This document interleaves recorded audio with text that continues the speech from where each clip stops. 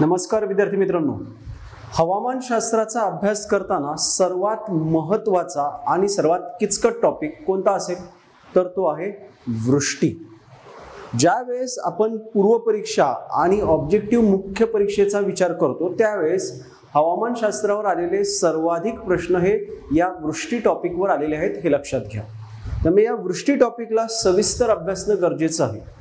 या सेक्शन मध्ये आपल्याला फॅक्च्युअल घटकांपेक्षा कन्सेप्च्युअल गोष्टी जास्त आढळतात। वृष्टी काय असते तर वातावरणामध्ये जे काही अतिरिक्त बाष्प आहे ते सांद्रीभवन किंवा संप्लवन होऊन जलबिंदू किंवा हिमकणांच्या स्वरूपात खाली पडतं।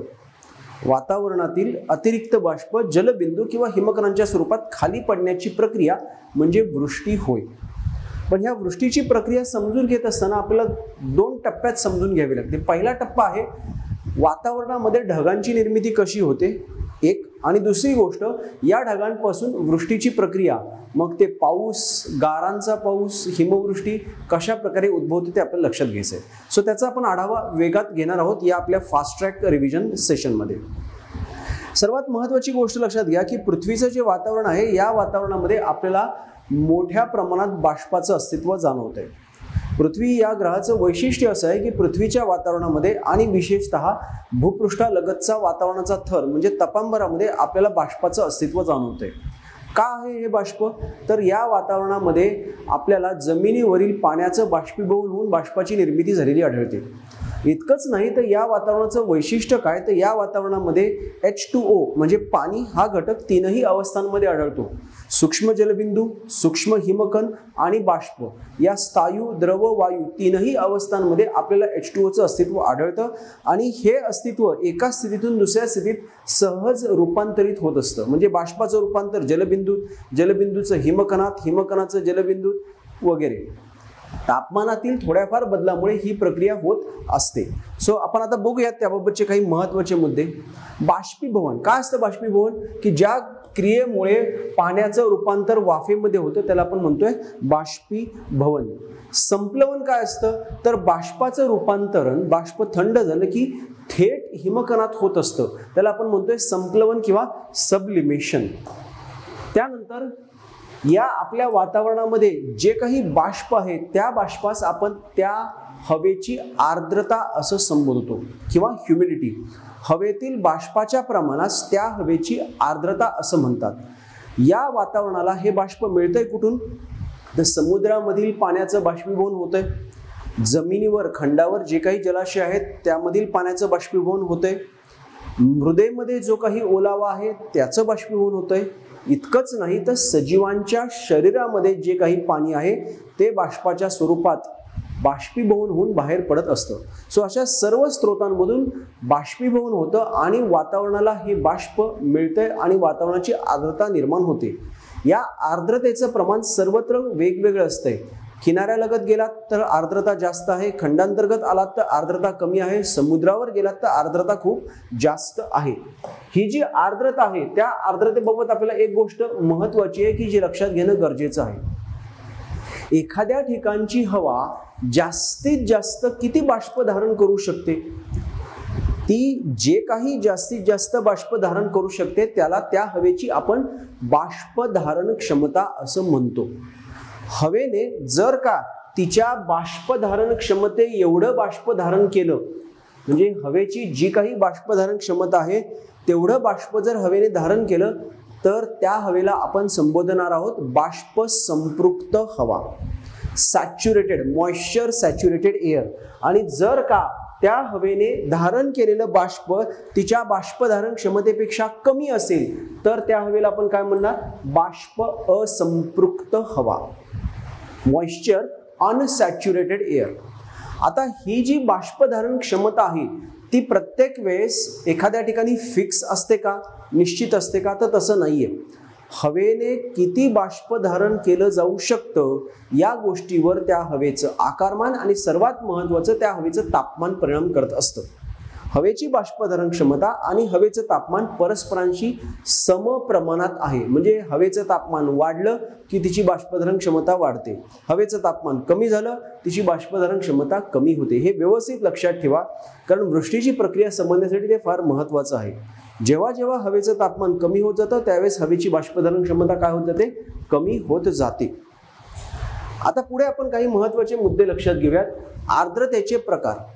आपण ज्यावेळेस हवेमधील बाष्पाच्या प्रमाणाचा विचार करतो, त्या आर्द्रतेचा विचार करतो, त्यावेळेस आपल्याला या आर्द्रतेचे प्रकार दिसतात. कोणते आहेत ते? निरपेक्ष आर्द्रता ॲब्सोल्यूट ह्युमिडिटी, विशिष्ट आर्द्रता स्पेसिफिक ह्युमिडिटी आणि सापेक्ष आर्द्रता रिलेटिव्ह ह्युमिडिटी. हे काय आहे मी साध्या सोप्या शब्दात तुम्हाला सांगतो. निरपेक्ष किंवा ॲब्सोल्यूट ह्युमिडिटी म्हणजे एखाद्या ठिकाणी उपस्थित असलेलं बाष्प आपण सांगतो. म्हणजे समजा एक उदाहरण म्हणून आपण लक्षात घेऊ की या रूममध्ये जी काही हवा आहे त्या हवेमध्ये असलेल्या बाष्पाबद्दल मी विधान करतोय की या रूममध्ये 80 ग्रॅम बाष्प आहे. सो ती झाली ॲब्सोल्यूट ह्युमिडिटी, निरपेक्ष आर्द्रता.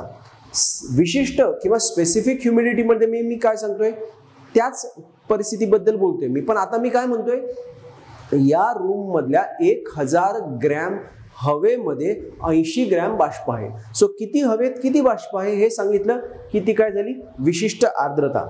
आणि मग रिलेटिव्ह ह्युमिडिटी काय असते, सापेक्ष आर्द्रता काय असते, तर नीट लक्षात घ्या. सापेक्ष आर्द्रता म्हणजे काय आहे, तर एखाद्या ठिकाणच्या हवेचं ॲब्सोल्यूट ह्युमिडिटी आणि त्या हवेची बाष्पधारण क्षमता म्हणजे उपस्थित बाष्प भागिले बाष्पधारण क्षमता, ह्या गुणोत्तराला आपण रिलेटिव्ह ह्युमिडिटी म्हणतो. जर समजा या रूमची बाष्पधारण क्षमता आहे 100 आणि उपस्थित बाष्प आहे 80, तर ते गुणोत्तर उपस्थित बाष्प भागिले बाष्पधारण क्षमता म्हणजे 80 भागिले 100, त्याला आपण 100 ने गुणणार पर्सेंटेज मध्ये मांडण्यासाठी. सो 80 भागिले 100 गुणिले 100 काय उत्तर आलं, 80%. ज्या वेळेस एखाद्या ठिकाणची हवा बाष्प संपृक्त होते त्यावेळेस त्या हवेमध्ये उपस्थित बाष्प आणि बाष्पधारण क्षमता सेम होतं आणि मग त्यावेळेस तिची रिलेटिव्ह ह्युमिडिटी काय होते, 100%. सो नीट लक्षात ठेवा, हवा बाष्प संपृक्त झाली का तिची सापेक्ष आर्द्रता काय असणार आहे, 100% असणार आहे. त्यानंतर पुढचा मुद्दा बघा, या वातावरणामधल्या आर्द्रतेचं मोजमाप आपण कशा प्रकारे करतो, तर त्यासाठी आपण आर्द्रता मापक हायग्रोमीटर वापरतोय. तसंच ओल्या आणि कोरड्या फुग्याचा तापमापक वेट अँड ड्राय थर्मोमीटर वापरतोय. आर्द्रता लेखक हायग्रोग्राफ याच्या सहाय्याने सुद्धा आपण आर्द्रता मोजत असतो. हे क्वचित प्रसंगी विचारलं जाऊ शकतं, लक्षात ठेवा ते. आता पुढचा महत्त्वाचा मुद्दा लक्षात घ्या, दवांक किंवा दवबिंदू किंवा ड्यू पॉइंट. ड्यू पॉइंट काय आहे, तर हे एक तापमान असतं. ज्या तापमानाला एखाद्या ठिकाणची हवा बाष्प संपृक्त होते त्या तापमानाला त्या हवेचा काय म्हणणार आपण, ड्यू पॉइंट. हे तापमान अत्यंत महत्त्वाचं आहे कारण या तापमानाला हवा काय झाली, बाष्प संपृक्त झाली. म्हणजे त्या हवेने धारण केलेलं बाष्प आता किती आहे, तिच्या बाष्पधारण क्षमते एवढं आहे. आता जर का त्या संबंधित हवेचं तापमान या दवांक तापमानापेक्षा खाली आलं तर तिची बाष्पधारण क्षमता आणखी कमी होते, पण तिच्याकडचं उपस्थित बाष्प काय असणार आहे, जास्त. म्हणजे जर हवेचं तापमान दवांक तापमानापेक्षा खाली आलं, आय रिपीट, हवेचं तापमान दवांक तापमानापेक्षा खाली आलं तर त्या हवेकडे काय निर्माण होते, अतिरिक्त बाष्पाची स्थिती निर्माण होते. या अतिरिक्त बाष्पाचं रूपांतर जलबिंदू किंवा हिमकणात होतं आणि मग त्या प्रक्रियेला आपण काय म्हणतोय, सांद्रीभवन. बघा इथे आपण पुढे ते नमूद केलेलं आहे. सांद्रीभवन काय आहे, दवबिंदू किंवा दवांक तापमानाच्या खाली हवेचं तापमान गेल्यास ती हवा आवश्यकतेएवढे बाष्प धारण करून अतिरिक्त बाष्प जे आहे त्याचं काय होणार आहे, जलबिंदू किंवा हिमकणात रूपांतर होतं. त्यालाच आपण म्हणतोय सांद्रीभवन. या सांद्रीभवनाचे काही प्रकार आहेत, जसं की दव जे आपण हिवाळ्यात अनुभवतो, दव पडणे किंवा दवबिंदू, धुके, हिमतुषार किंवा दहिवर ज्याला आपण इंग्रजीमध्ये फ्रॉस्ट असं म्हणतो, आणि त्यानंतर आहे राईम. क्लिअर. प्लस अजून एक महत्त्वाचं आहे ढग किंवा मेघ. हे 5 नैसर्गिक प्रकार आहेत सांद्रीभवनाचे. 6वा एक आहे जो प्रदूषणाचा परिणाम आहे, त्याला आपण म्हणतोय धुरके. सो या 6च्या 6 सांद्रीभवनाच्या प्रकारांची माहिती आपल्याला असणं आवश्यक आहे.